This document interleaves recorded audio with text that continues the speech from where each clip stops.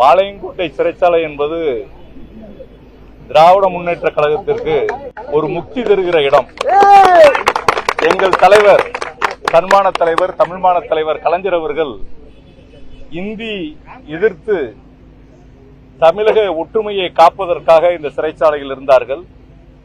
எங்களுடைய கழகத்தினுடைய தலைவர் மிசா கொடுமையை எதிர்த்து ஓராண்டு காலம் சிறைச்சாலையில் இருந்தார்கள்.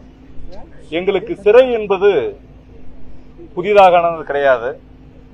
இருந்தாலும் கூட இந்த நாட்டின் ஜனநாயக உரிமைகளை, பேச்சுரிமையை பறிக்கக்கூடிய அளவிற்கு சகோதரர் விஜயுடைய ஆட்சி இன்று மிக கடுமையான சட்டங்களை பயன்படுத்தி சிறையில் தள்ள வேண்டும், அதனால் சர்வாதிகார போக்குடன் ஆட்சியை நடத்தலாம் என்று நினைக்கிறார்கள். நாங்கள் பல்வேறு சிறையில் இருந்த தலைவர்களை பற்றியெல்லாம் படித்திருக்கிறோம். வாய்ப்பூட்டு சட்டத்தில் சிறையில் அடைக்கப்பட்ட 11 ஆண்டு காலம் சிறையில் இருந்த தேவர் திருமகன், பெருந்தலைவர் காமராஜர், முத்தமிழறிஞர் கலைஞர், இமானுவேல் சேகர் அவர்கள், கக்கன் அவர்கள் போன்ற வரலாற்று சிறப்பு மிக்க தலைவர்கள் எல்லாம் சுதந்திரத்திற்காக நம்முடைய எங்கள் மாவட்டத்தினுடைய பிதாமகன் செக்கிழுத்த சிதம்பரம் பிள்ளை அவர்கள் சிறையில் பல்வேறு கொடுமைகளை அணிவித்திருக்கிறார். அதனாலே நான் சட்டமன்ற உறுப்பினராக விளாத்திக்குளம் தொகுதியினுடைய திராவிட முன்னேற்ற கழகத்தினுடைய இரும்பு உள்ளம் கொண்ட எங்களுடைய தொண்டர்கள் தேர்தலிலே வெற்றியை பெற்றுக் கொடுத்திருக்கிறார்கள். எனக்கு பின்னால் அவர்கள் இருக்கிறார்கள். அதனால சிறையில் அடைத்ததினால் என்னுடைய கருத்துக்களை மடக்கிவிட முடியும், என்னை ஒடுக்க முடியும் என்று நினைத்தால் 1000 சிறைச்சாலைகளை சந்திப்பதற்கு திராவிட முன்னேற்ற கழகத்தை சேர்ந்தவர்கள் தயாராக இருக்கிறார். முத்துவேல் கருணாநிதி ஸ்டாலின் அவர்கள் 5 ஆண்டு காலம் தமிழ்நாட்டு மக்களுக்கு வரலாற்று சிறப்பு மிக்க ஆட்சியை கொடுத்தார்கள். இன்று 3 மாத காலத்திற்குள் தமிழ்நாடு மிகப்பெரிய அளவிற்கு வன்கொடுமை நடந்து கொண்டிருக்கிறது. இன்று சட்டத்தை இயற்றக்கூடிய, சட்டத்தை பேசக்கூடிய, கருத்துரிமைகளை பேசக்கூடிய சட்டமன்ற உறுப்பினர் எந்த விதமான காரணங்களும் இல்லாமல் சிறையில் அடைக்கப்பட்டிருக்கிறார்.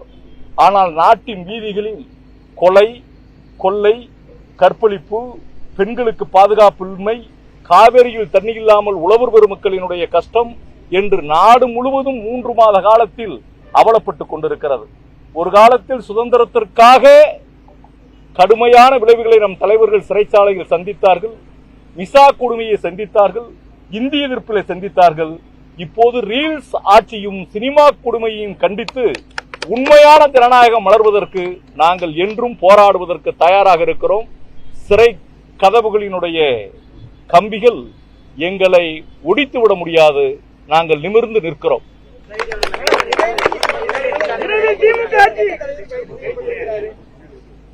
அததான் நான் சொல்லிட்டேன். நாங்க யாருக்கும் எங்களுடைய இளம் தலைவர், நேற்று இன்னைக்குதான் செய்தித்தாளில் படிச்சேன், சிறைச்சாலைகள் கூட ஸ்கிரீன்ல பல்வேறு இதெல்லாம் தேவர் திருமகனுக்கு தான் வாய்ப்பூட்டு சட்டம் போட்டு பேச விடாம பண்ணதெல்லாம் பார்த்தேன்.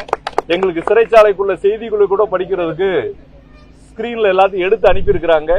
இருந்தாலும் கூட நாளை சட்டமன்றம் கூட போகிறது.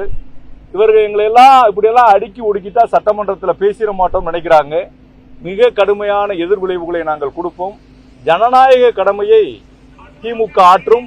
திமுக தொண்டர்கள் வீறு கொண்டு இருக்கிறார்கள்.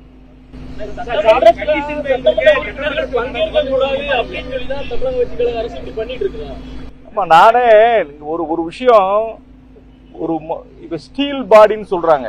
ஸ்டீல் பாடினா ஸ்டீல்ல பாடி இருக்குமா? இரும்பு மனிதர்னு சொல்றாங்க. இரும்பு மனிதர்னா இரும்புல மனிதர் இருக்க முடியுமா?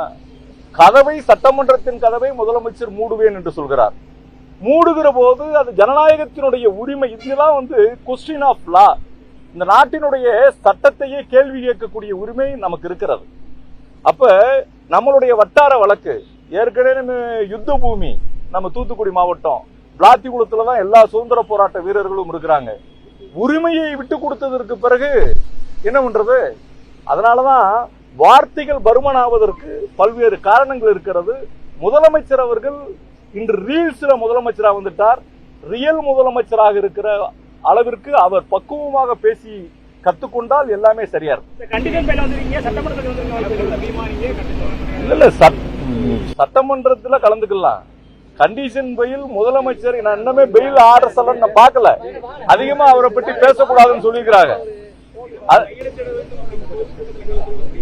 இல்ல சட்டமன்றத்தில் கலந்துகிற போது கையெழுத்து போட வேண்டியதில்லைன்னு சொல்லியிருக்கிறாங்க.